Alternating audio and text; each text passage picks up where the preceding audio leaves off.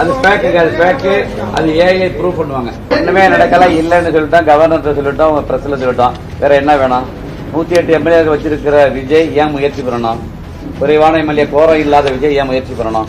விட்டுட்டு போக வேண்டியது அடுத்த மெஜாரிட்டி கேட்டு பார்க்கலாம் சார்.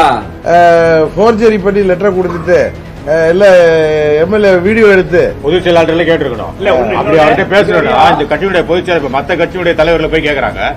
கம்யூனிஸ்ட் நான் போய் பாக்குறேன், அந்த தலைவரை பேசுறேன், திருமாவளவன் பேசுறேன், அந்த தலைவரை பேசுறேன். அப்படி இந்த ஆதரவு வேணும்னு நீ நினைச்சிருந்தா, உண்மையா நல்ல ஆட்சி தருவன்ற என்ன இருந்திருந்தா எங்களுடைய பொதுச் செயலாளர் கேட்டிருக்கணும்.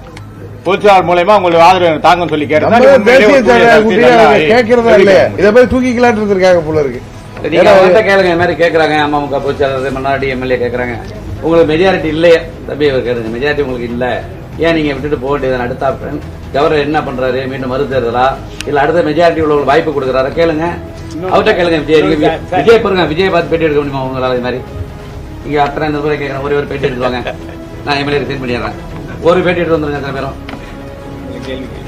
ஒண்ணு இல்ல, நீங்க கேளுங்க, அந்த வீடியோ யார் எடுத்தது, ஒரிஜினல் லெட்டர் ரெண்டுக்கு ஒட்டி பை சொல்லுங்க, கொடுக்க சொல்லுங்க.